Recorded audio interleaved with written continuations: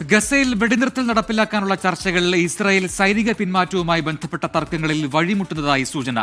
റഫ ഉൾപ്പെടെ ഗസയുടെ ഏകദേശം 40% പ്രദേശങ്ങളിലും സൈന്യത്തെ നിലനിർത്തണമെന്ന ഇസ്രായേലിന്റെ ആവശ്യമാണ് ചർച്ചകൾക്ക് തടസ്സമാവുന്നത്.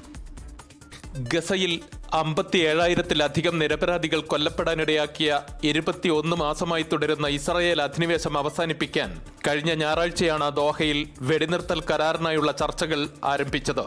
ഗസയിൽ നിന്നുള്ള ഇസ്രായേലിന്റെ പൂർണ്ണമായ പിന്മാറ്റം, 60 ദിവസത്തെ താൽക്കാലിക വെടിനിർത്തൽ, ഗസയിലെ ദുരിതമനുഭവിക്കുന്ന ജനങ്ങൾക്ക് മരുന്നും ഭക്ഷണവും ഉൾപ്പെടെയുള്ള തടസ്സപ്പെടാത്ത മാനുഷിക സഹായം എത്തിക്കൽ എന്നീ പ്രധാന വിഷയങ്ങൾ മുൻനിർത്തിയാണ് ചർച്ചകൾ ആരംഭിച്ചത്. മധ്യസ്ഥ രാജ്യങ്ങളായ ഖത്തറിന്റെയും ഈജിപ്തിന്റെയും അമേരിക്കയുടെയും നേതൃത്വത്തിൽ നടക്കുന്ന ചർച്ചകളിൽ ഹമാസ് മുന്നോട്ട് വെച്ച പല നിബന്ധനകളിലും പിന്നീട് അയവുണ്ടായെങ്കിലും ഗസയിൽ നിന്നും പൂർണ്ണമായും സൈന്യത്തെ പിൻവലിക്കണമെന്ന നിലപാടിൽ ഹമാസും റഫ ഉൾപ്പെടെയുള്ള മേഖലകളിൽ സൈനിക സാന്നിധ്യം തുടരുമെന്നുള്ള ഇസ്രായേലിന്റെ കടുംപിടുത്തവും ചർച്ചകളെ വഴിമുട്ടിക്കുന്ന സാഹചര്യമാണ് നിലവിലുള്ളത്. യുഎസിന്റെ പിന്തുണയോടെ 60 ദിവസത്തെ വെടിനിർത്തൽ കരാറിൽ പല ഘട്ടങ്ങളായുള്ള തടവുകാരുടെ കൈമാറ്റവും ദീർഘകാല കരാറിലേക്കുള്ള ചർച്ചകളും ഉൾപ്പെടുന്നുണ്ട്.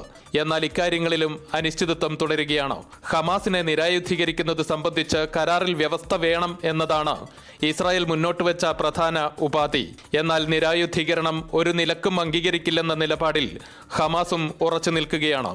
ഫലസ്തീനികളെ മുഴുവൻ റഫയിലെ പ്രത്യേക കോൺസെൻട്രേഷൻ ക്യാമ്പിലേക്ക് ഒതുക്കി ഭാവിയിൽ മറ്റെവിടേക്കെങ്കിലും പുനരധിവസിപ്പിക്കാനാണ് അമേരിക്കയുമായി ചേർന്നുള്ള ഇസ്രായേലിന്റെ പദ്ധതി എന്നാണ് പുറത്തുവരുന്ന വിവരം. വടക്കൻ ഗസയിൽ നിന്ന് ജനങ്ങളോട് ഒഴിഞ്ഞു പോകാൻ ഇസ്രായേൽ സേന ഇന്നലെ വീണ്ടും ആവശ്യപ്പെട്ടത് ഇതിന്റെ ഭാഗമായി വിലയിരുത്തപ്പെടുന്നു. ഹമാസിനെ നിരായുധീകരിക്കൽ നയതന്ത്രത്തിലൂടെ കഴിയുന്നില്ലെങ്കിൽ ബലപ്രയോഗത്തിലൂടെ അത് സാധ്യമാക്കുമെന്നാണ് വ്യാഴാഴ്ച വാഷിംഗ്ടണിൽ കൊല്ലപ്പെട്ട 2 ഇസ്രായേലി എംബസി ജീവനക്കാരുടെ അനുസ്മരണ ചടങ്ങിൽ പങ്കെടുത്തുകൊണ്ട് നെതന്യാഹു പറഞ്ഞത്.